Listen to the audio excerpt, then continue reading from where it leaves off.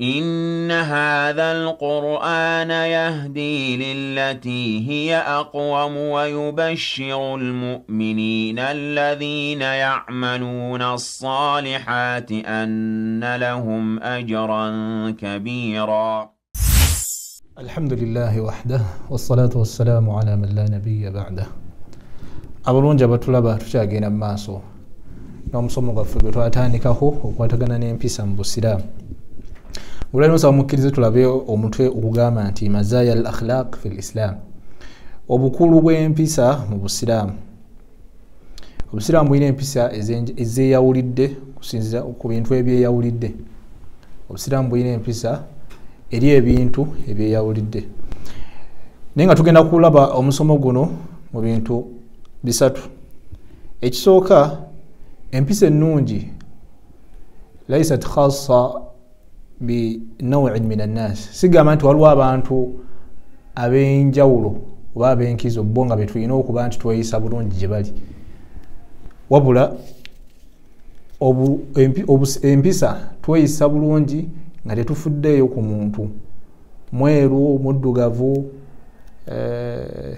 musiraamu si musiraamu, tuteekeddwa okuba nti tweyisa bulungi gyali.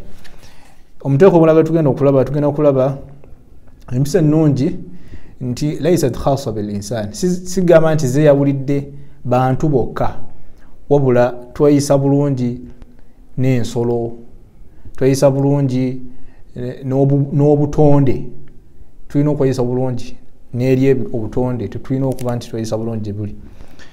Embeera eyokusatu tugenda olabamu empisa okubeera nti empisa tugikozesa fi jamii majalati alhayati, tubikozesa mu mbeera zonna, aspects zonna, embeera zonna ezaki ez'obulamu. Katubeere mu usra, mu famire oba mu bantu mu maka, tweyisa bulungi. Kakubeere nga kusuubula, kakubeere nga kukola mirimu, byonna byonna ensonga ezo tulina okuba nga tweyisa bulungi. Mu muteeko ogusooka okuba nti empisa tezeeyawulidde bantu banjawulo, wabula tulina okuba nti tweyisa bulungi eri abantu bonna. Abantu ffenna twenkanankana era ng'ekitwawula n'abalala kutya Allah subhanahu wa ta'ala. Maaso ga Allah twenkanankana, naye asinga obulungi mu maaso ga Allah yoyo amusinga okukola ki? Asinga okumutya.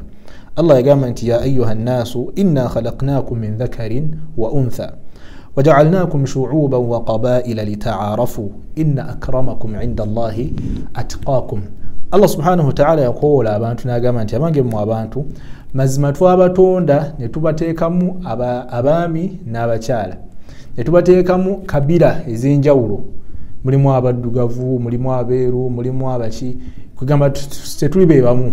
Mulimu abachina abamaaso amatono, mulimu abantu abawanvu nnyo, mulimu abampi, mulimu kugamba Allah n'atukola nga twawukana.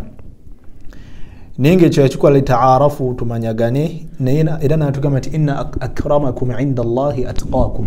Asinga okubeera ow'ekitiibwa mu maaso ga Allah subhanahu wa ta'ala yoyo asinga okuba nti amutya. Nabwe kityo olw'okuba nti mizan oba kwe tupimira obulungi maaso ga Allah kwe kutya Allah, nabwe omuntu talina kubeera nti asosola banne n'ebifaanana, wabula tuteekeddwa okuba nti buli omu yeeyisa bulungi eri munne nga tafuddeeyo muntu oyo afaanana atya, muntu oyo yakula atya, avaawa, ava mu nsi ki, afaanana nga gwe batakufaanana, wabula beera nga weeyisa bulungi eri omuntu oyo. Hatta kabeere nga si musiraamu, tulina okuba nti tweyisa bulungi. Ate no tweyisa bulungi ffe abasiraamu eri abatali basiraamu, kisobola n'okufuuka ensonga y'okubeera nti omuntu oyo akola ki? Ayingira obusiraamu.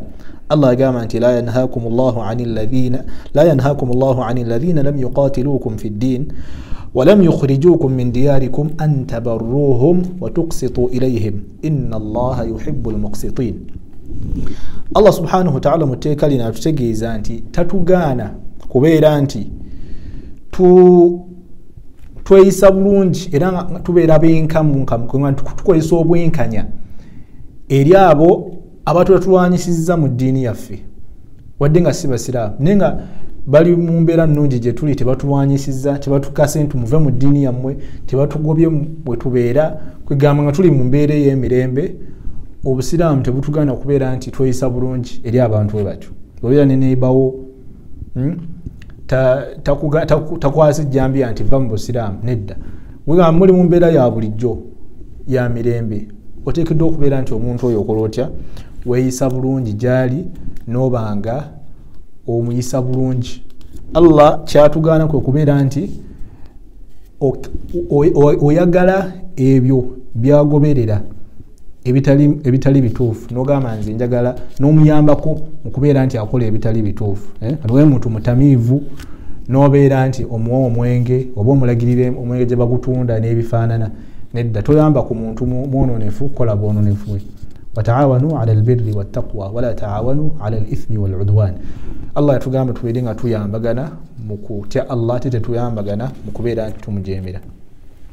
Nabwe kityo abantu tulina okuba nti tweyisa bulungi gye bali tetufuddeeyo ku ddiini zaabwe tetufuddeeyo ku kikula engeri gye baakulamu basiraamu si basiraamu. Embeera endala ekwatagana ku mpisa nti empisa tezeeyawulidde bantu bokka. Oluvannyuma lw'okulaba abantu sigamba nti tulina kweyisa bulungi eri bantu bokka kuba ensi eno tetulimu ffekka ng'abantu wabula tulimu n'ebitonde ebirala ng'ebisolo. Omuntu kimukakatako okubeera nti weeyisa bulungi eri ensolo. Omubaka alayhi salatu wassalam yatunyumiza ku musajja yatunyumiza ku muntu omukyala eyabeera nti ayingira omuliro olw'okubeera nti yakola ki yasiba pusi n'aba nti tagireka kubeera nti erya ng'obuwuka n'emmere yaayo n'agisiba paka bwe yafa. Omukyalo oyo n'akola ki n'ayingira omuliro. dakhalat imra'atu an-nar fi hirratin rabatatha falam tut'imha walam tada'ha ta'kul min khashash al-ard. yabeera nti omukyalo oyo asiba epusi n'agiri n'aba nga tagiwa mmere paka bwe yafa. Allah n'amusasulamu okubeera nti akola ki amuyingiza omuliro nsolo.